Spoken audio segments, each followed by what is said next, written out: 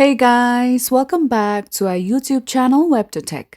And in today's video, I'm gonna guide you through how to use IMO app. So first of all, once you have installed IMO application, tap on it and launch the app. Now, you would have to register to the application using your phone number and your email address. In my case, I have already created an account, so let's go to the profile category at the top left corner. From here, you can check in your details. You can edit security and privacy settings by tapping on it as well. From here, you can modify your security and privacy settings accordingly on the application once you have created your account. Now let's go back. Now, at the bottom left corner, you will be able to see a plus icon. Tap on it.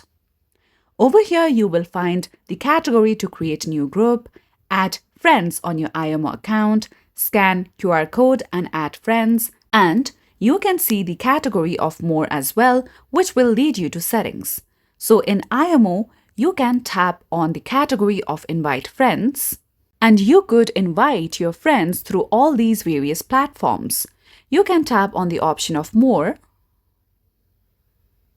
and you can connect with your friends on IMO so that you would be able to make quality calls and video calls from the application.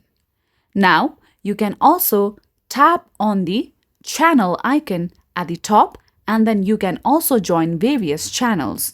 You can also tap on this contacts category at the top right.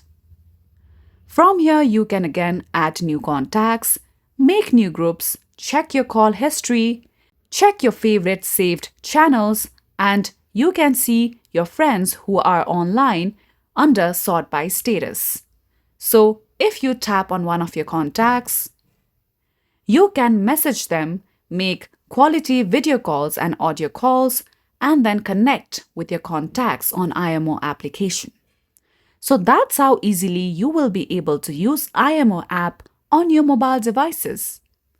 And that's all for today's video. At last, don't forget to subscribe to our YouTube channel.